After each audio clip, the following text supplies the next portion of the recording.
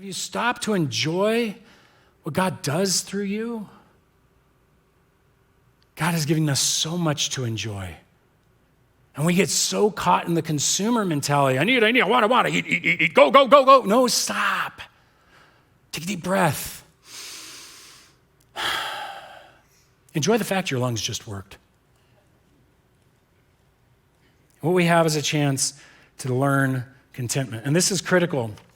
God has given us this to enjoy and to learn contentment, but we have to practice contentment. It is not natural. Amen, church?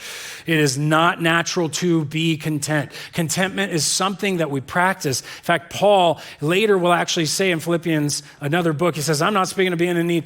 I have learned in whatever situation I'm in, I am to be content. And so he's learned this contentment while he's locked in jail with not all his needs met. And he's like, you know what, God, you got me here. I got eternity coming. This is awesome. You know, I'm going to talk to this guard. Thank you for the guard. I'm going to enjoy him. I'm going to enjoy the little bit of water I'm going to get. I'm going to enjoy, you know, I found out how to be content in poverty. I found out how to be content in riches. He had to learn it. It is not something that's going to come natural, guys. We have to learn and practice this idea of being content. So let me give you a couple ways to do that. First of all, here's a good one. Practice contentment by just saying no to yourself once in a while.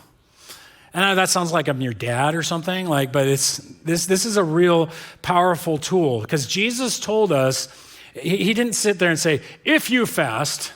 No. Jesus said, when you fast.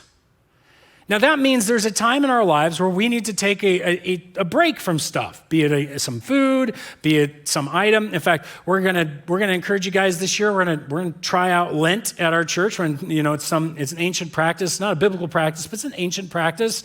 As an opportunity for us to step back. We're gonna worship on that Ash Wednesday. And we're gonna kind of make a dedication to God. Hey, when we hit Easter, we're just gonna fast of something. Why? Well, so you can say no to yourself and learn to be content. But guess what? When you fast, here's the trick. Most people just go, I'm fasting. Oh, no, you just add something in the fasting spot. So maybe instead of, watching television, that you're going to hang out and spend some time with family or invite a friend over just for a conversation. I have to talk to someone? Yeah, it's really good. Maybe it's that you don't eat that particular food, but you're going to save that money and use it to go bless somebody. Or maybe it's simply that you're going to spend that time with the Lord in prayer and reading the Word. When you fast, when you say no to yourself, you want to say yes in another direction so that there is these things to enjoy. You're teaching yourself contentment. One of the simple things to do if you've got spending problems online, open your wish list up. Save it on your wish list before you buy it. Wait 1 month. You know how many things I've gone back to on my wish list? I'm like, I forgot I put that on there. I did not need that. And you can simply begin to practice a sense of, I don't need that. It's sort of like packing rightly for your trip, right? You don't overpack and have all that extra stuff. You're like, no, I really, if I needed that, it's okay. I can do without. So practice saying no to yourself. It is an actual helpful thing to build contentment. Here's another one that's even harder. Here's like the college level contentment. Set a lifestyle limit. This is something a lot of people in the churches are doing around for the last couple of decades, is that they've all said, you know what, I could keep growing. I could keep getting a bigger house and more stuff. And they said, no, I'm going to cap my lifestyle.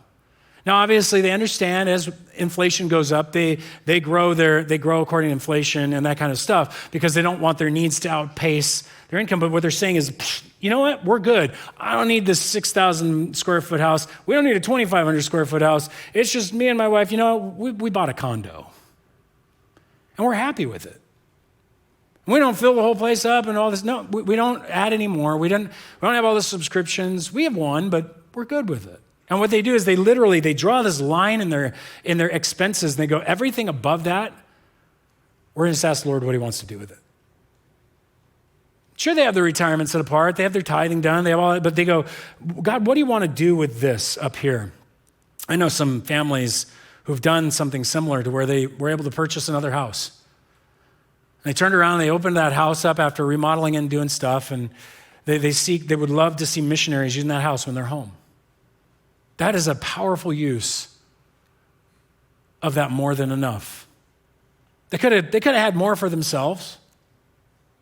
but instead they heard from the Lord and they obeyed. These kinds of actions help bring and build contentment.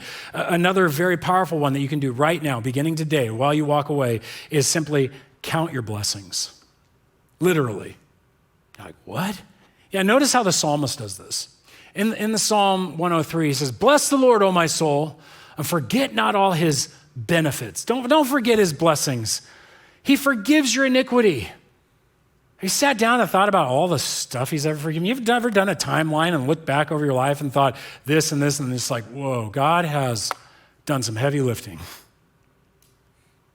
Have you counted the benefits of his forgiving your iniquity? He heals all your diseases. He redeems your life from the pit. He crowns you with steadfast love and mercy, satisfies you with good that your youth is renewed like the eagles. This is one of those things that you can just stop and go like, okay, God, I'm just going to start a thanks journal. And at the end of every week, I'm just going to start writing all the things I can thank you for that happened this week. God, thank you for this thing at church. Thank you for that interaction with that person. Thank you that we were able to do this. Thank you. There are people who have practiced this kind of thanksgiving, and they are some of the most joyful people and content. Because when you stop and count your blessings, you kind of go like, man, we got a lot. This is so cool. And you're able to just keep yourself in context. And maybe there is just a sense that you need to go out, sit in your car, on your way to work, and just go, God, thank you for the car. Start there. Thank you for the blue sky. Like I said, thank you for friction. I know I'm the only guy in the world who still thanks God for friction, but I love it. I'm a weirdo. All right, so the bottom line is when you thank God for the blessings that you have, it builds contentment in your life. And so all of these pieces are the positive. On the negative side, I want you to be discontent in one thing, and that is your spiritual life. Notice how Paul put it. He said, flee from the love of money, pursue righteousness, godliness. He says, I don't want you to be content there. I don't want you to be content in your spiritual life. I want you to chase it. I want you to run after it. I want you to desire it. I want you to seek it like it's Fort Knox and you're going to get in there with all that and it's going to be all yours. No, you have the riches of eternity before you. Are you running after them?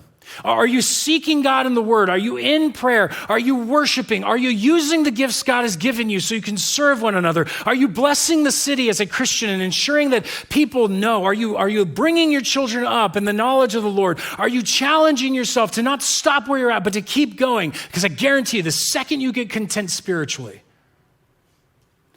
you're about to sin. You're ready to explore because you need something to keep moving forward. Maybe you need to stop. And some of you are like, I took love, live, and share, There's nothing else here. Take it again. Why would you do that? Because we actually didn't design them for a one and done. The Christian life is not a straight line, it's a spiral. The Christian life is not a checklist. It's an ever constant revisiting the same things, and it's deepening and deepening and deepening and deepening. So maybe take Love Keystone again, and you're like, I forgot I was going to do that kind of study in the scriptures. I've never done that before. I've never fasted before. Maybe I should try that. And living for Christ, you're like, I forgot about how many days I had and what my vocation's really about. I'm going to re-up that. I've never really shared Christ with him. That sounds scary. There you go. Did you know evangelism is the afterburner of the faith? You want to see yourself get out of spiritual pause? Share the gospel with somebody this week. You're like, they'll ask me questions. Exactly. And then you'll have to go find out the answers, and then you start growing, and then it's powerful. You want to watch your spiritual life get ignited. Share Jesus. Share what's going on in your life. Share this conversation. Share church. Share something with people. Watch what happens. These keystones are designed to help you keep going and keep growing, not to get stuck. And when we are growing in Christ, it's so much easier to feel content about what we have in life. Hey, thanks for watching. And if you enjoy the content that you're seeing, be sure to like, subscribe, and ring that church bell there at the bottom so that you can get notified when new content appears, when we have a live service that's going on. And if you like the messages and you want to go further, we have a podcast called The Rabbit Trail, in which we pick up things we didn't discuss in the sermon, or we follow the questions of people wherever those rabbits lead us. And so if you're interested in that, down in the description is a link and you can join us right there.